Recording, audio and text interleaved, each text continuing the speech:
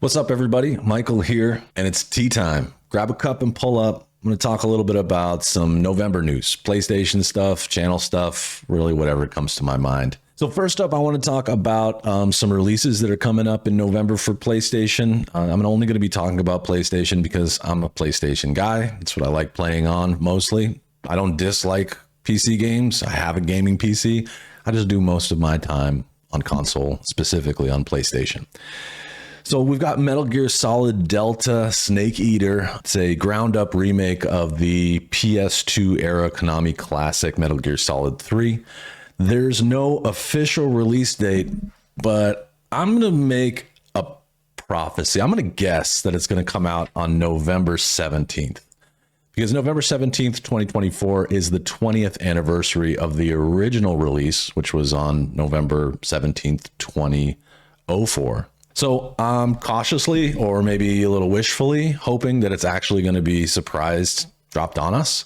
But anyway, let's take a look at the trailer to see what we're in for.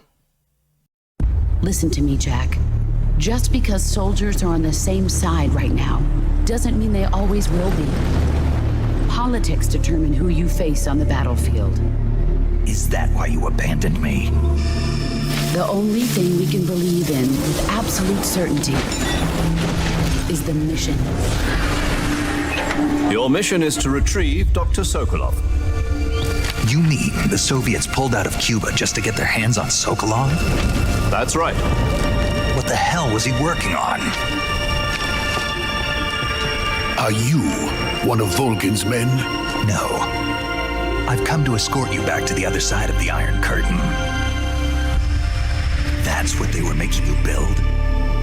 Yes, the Shagohod. A nuclear-equipped tank capable of operating solo. If it is completed and the Colonel gets his hands on it, it will mean the end of the Cold War. And then the Age of Fear will truly begin. A world war.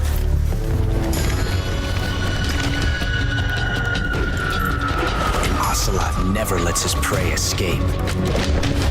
Sokolov was being guarded by the KGB and hunted by crew. Snake, it sounds like this could be even hotter than Cuba. I'm defecting to the Soviet Union. Sokolov is a little gift from my new hosts. Are we taking him with us? No, this one is still just a child. He has not yet found an emotion to carry into battle. Even if they are our enemies, they're still our countrymen. But it won't be me that pulled the trigger. Colonel! It'll be our friend, the American defector.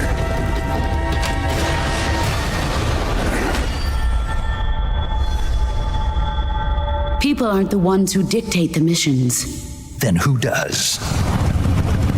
The times. Sorry I'm late.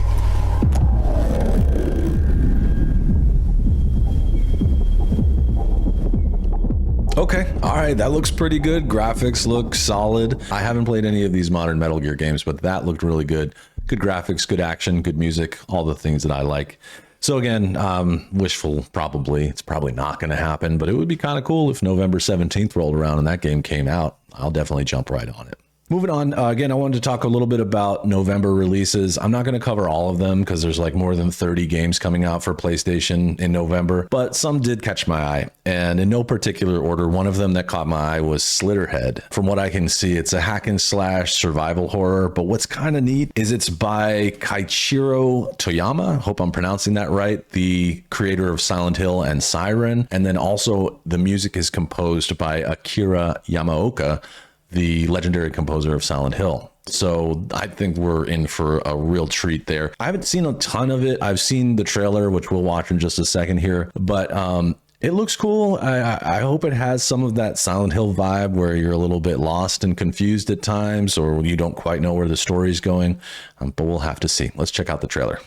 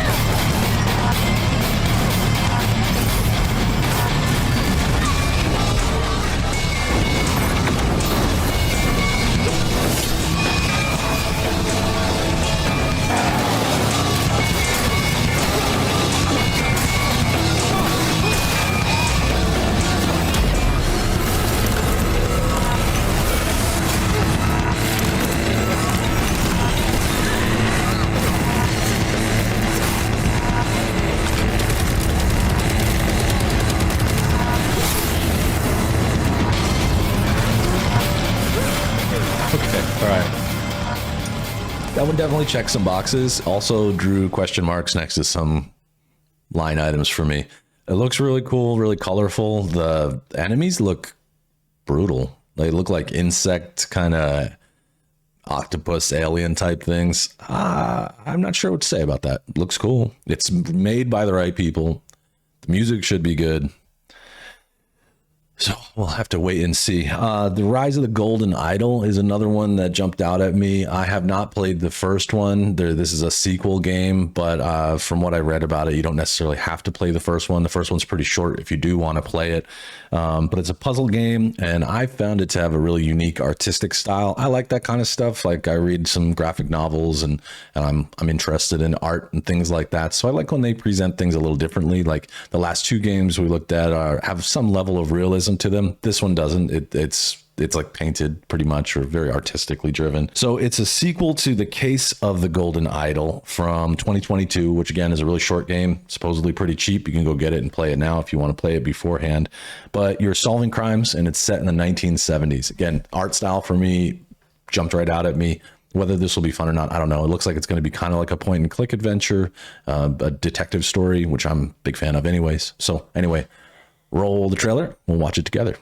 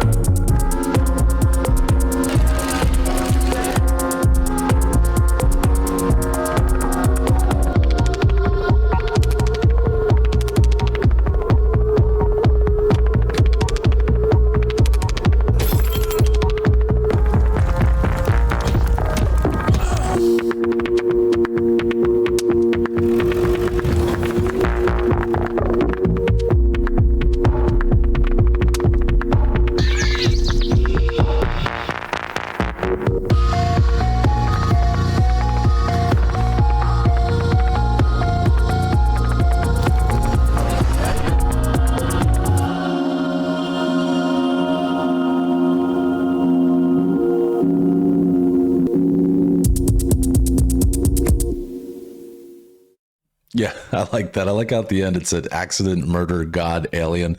It looks bizarre, kind of funky and weird. And I like all of those things in games. Next, I got to bring it up. I don't have VR.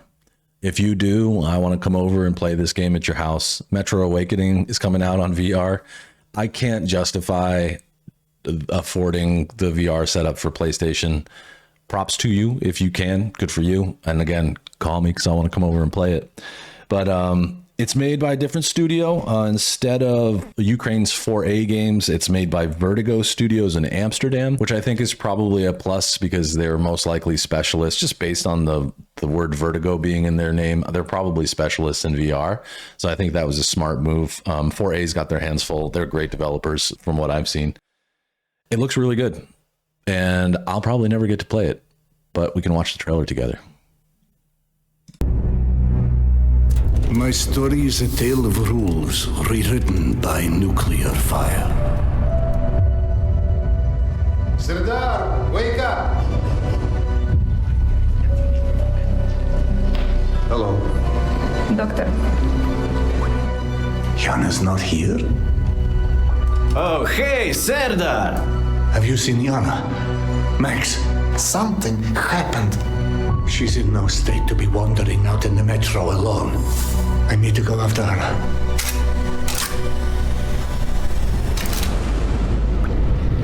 Their bodies, they've been arranged in some sort of ritual. Please, just let Yana be all right. What was that? I keep hearing other voices on the radio. You said there were people there. Did you not hear any of that? Yana, is that you? The worm. I'm seeing things. Hearing things. I feel like I'm losing my mind. What is happening? Sometimes we need to become the thing we fear to prevent something worse.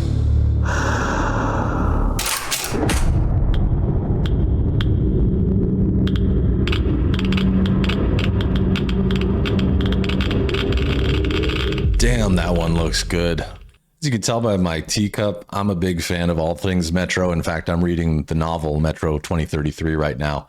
And what I like about, from what I've seen from the trailer of Metro Awakening, is number one, it obviously captures the whole world and all of the sort of grime and immersion that you see in the games. But also from the points where he was talking about losing his mind a little bit, like that's a pull right out of the novel, in my opinion. I'm not done with the novel yet, but there is a lot of that like psychological terror that goes on. And man, I'm jealous of you if you have VR for PlayStation.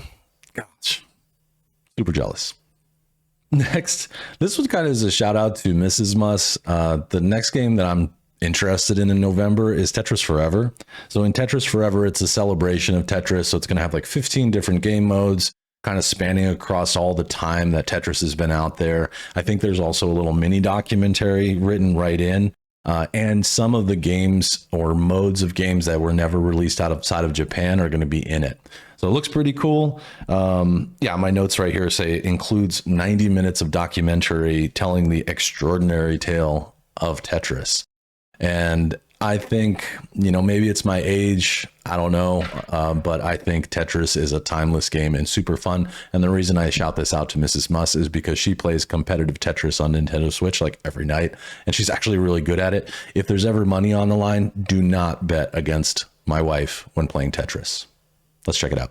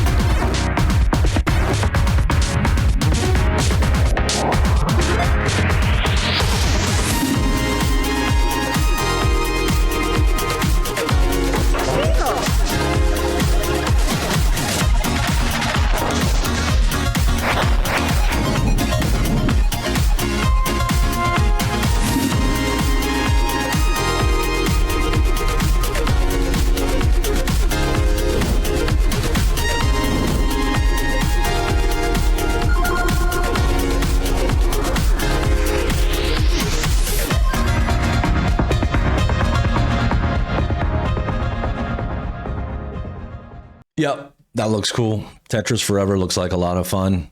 It's an addicting game, and I feel like anyone can play it. If you drop someone in front of Tetris, even if they've never played a game before, I feel like there's a good chance that they'll be good at it or be able to play it at least. Next, let's talk about Towers of Ahgasba. I'm actually on the fence about this one, and I don't know where I stand. It's an open world adventure. That's cool. There's some building in it. There's, I guess, a lot of building in it where you're trying to build up some villages that were wiped out due to some calamity. That doesn't interest me as much, but I know it's a game too where you have to like kind of hoard resources and build all that stuff. It does look really pretty. The trailer makes it look like an interesting story, but I'm just not sure. It is the first release by, I think it's called Dreamlit Games. It's their first release ever, the first game they've ever made. And so there's a lot of hype around this one. That could be kind of a good thing. Get them like right into the world of big production games. Could also be a bad thing. Overhype is not necessarily good. So overhyped and undercooked, nobody's going to be happy about that. So let's look at Towers of Ahgasba. At last, we've returned to our ancestral land, Ahgasba. It all begins with a colossal seed.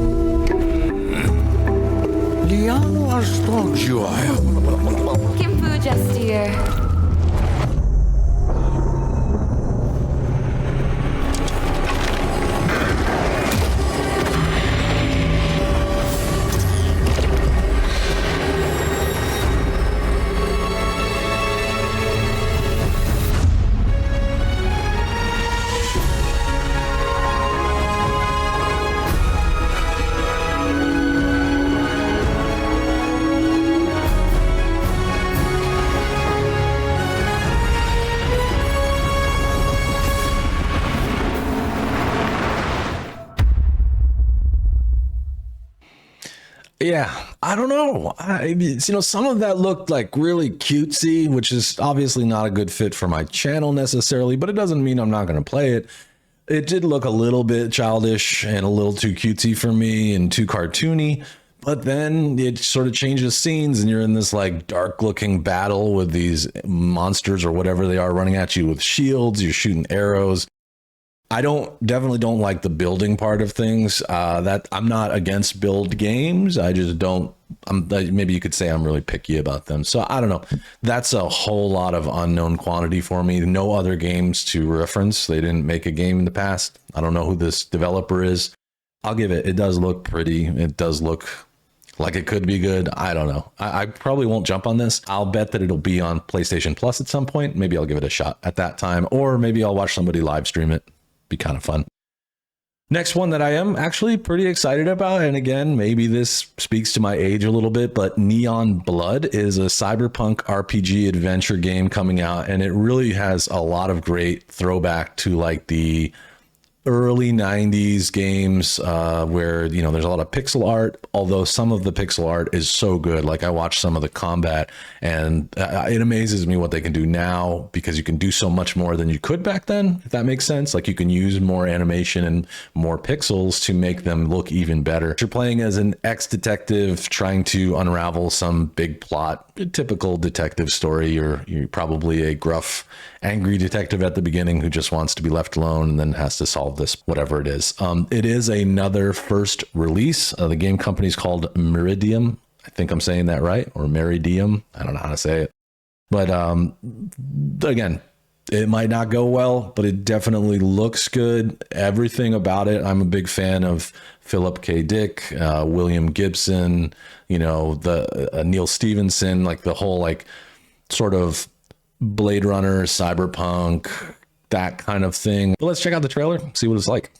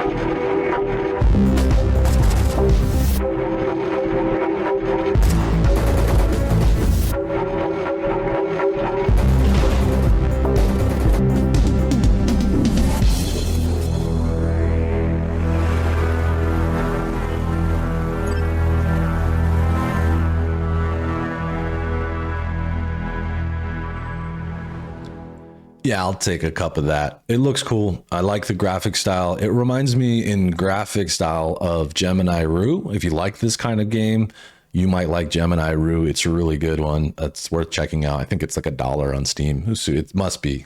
I played it a long time ago. But Neon Blood looks cool. It looks like one of the things I like about these older style games, the pixel-y games, like it's a weird word to use, but I'll use it, is that they have to tell a story. They have to tell a really deep story, because you're not thrilled by like this immersive graphical experience. You have to be kind of told a story to keep you moving in it. So that's another unknown quantity, because they've never made a game, never released a major game before. So I don't know anything about the developer, but I'm hopeful for it. Last, and I don't know if it's least, I don't know if it's last but not least, I don't know if it's the least one or not, but those who know me well know I'm a motorhead. I love motorsports. I love driving games. So I saw a driving game on the list, and it actually attracted my attention in a unique and again sort of nostalgic way. So Super Woden GP Podium Edition is coming to PlayStation in November. And it's one of these old school isometric style games where you're kind of looking at, instead of being behind the steering wheel or behind the car, you're kind of looking at it from overhead, and the cars are driving around on the track. I remember there was this great arcade game called Off-Road.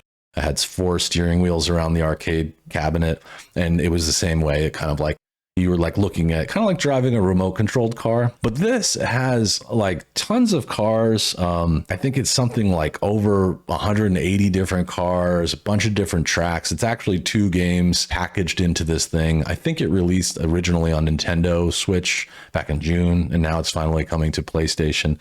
But it has 4-player local. So I don't have 4 controllers, but I might have to get 2 more controllers because this one will be a really good living room game in my opinion. But pay close attention when we watch the trailer. Check out all like the classics, the cool cars that they have. And it's another game where if you don't really play games, you could probably pick this one up and have a lot of fun with it. So let's race.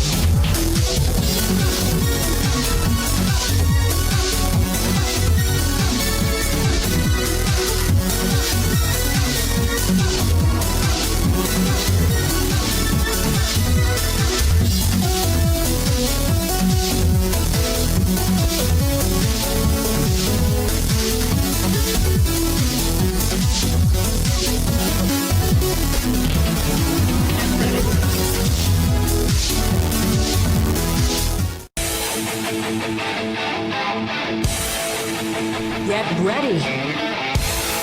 3, 2, 1, go! Easy left.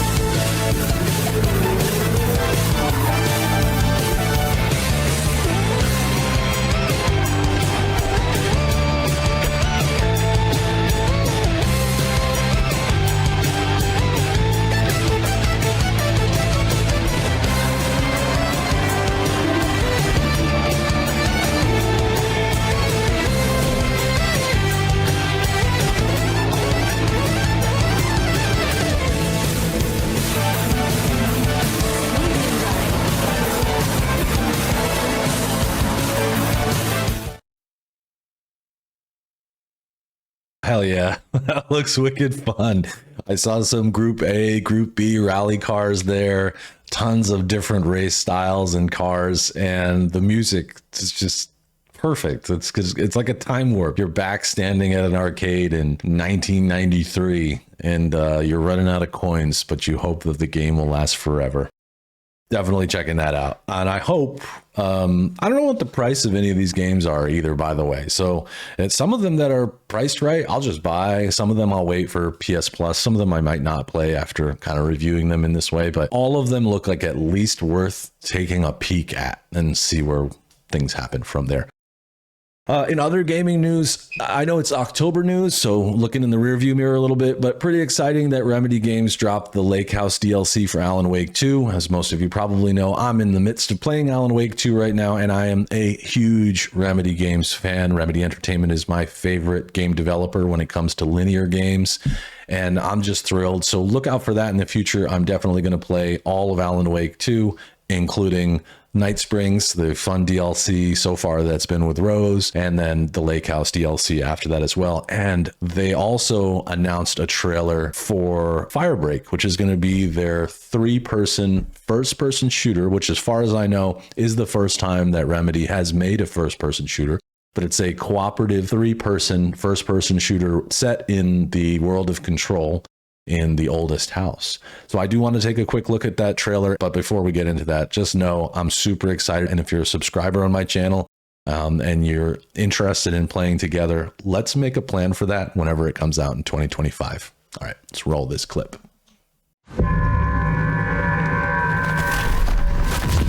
This place was always dangerous and weird. Policy and procedure used to keep us in control. But now, we need a new approach.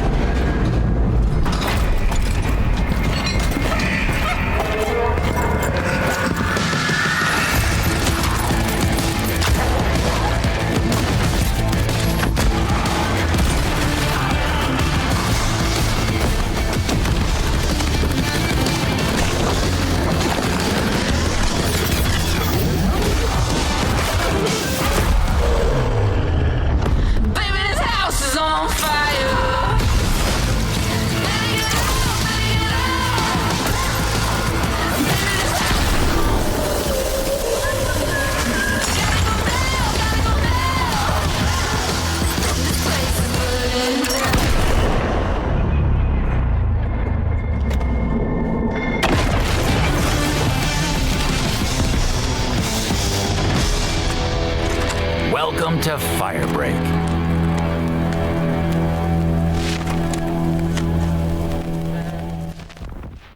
Yes.